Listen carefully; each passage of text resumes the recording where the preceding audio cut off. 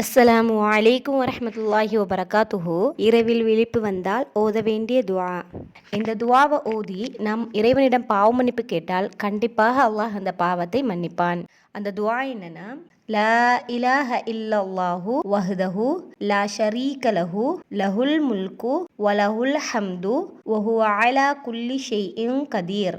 அல்ஹம்துலில்லாஹி வசுபஹானல்லாஹி வலா இலாஹ இல்லல்லாஹு வல்லாஹு அக்பர் வலா ஹவுல வலா குவத இல்லா பில்லா அல்லாஹும்ம கஃபிர்லி. மீண்டும் ஒருமுறை பார்க்கலாம்.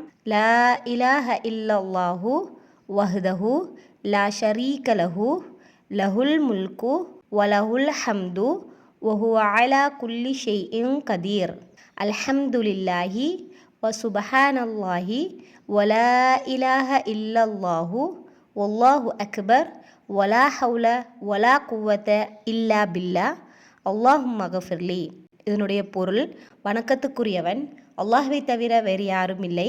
அவன் தனித்தவன், அவனுக்கு நிகரானவன் யாரும் இல்லை. ஆட்சி அவனுக்கே, புகழும் அவனுக்கே. அவன் அனைத்து பொருட்களின் மீது ஆற்றலுடையவன். அல்லாஹ் தூயவன், வணக்கத்துக்குரியவன், அல்லாஹ்வை தவிர வேறு யாரும் இல்லை. அல்லாஹ் மிக பெரியவன். நன்மைகள் செய்வதும் தீமையிலிருந்து விலகுவதும் அல்லாஹ்வின் உதவியால்தான். இறைவா, என்னை மன்னித்து விடு. இன்ஷா அல்லாஹ் இந்த துஆவை நாம் இன்னையிலிருந்து எல்லா நாளும் நாம் ஓதுவோம்.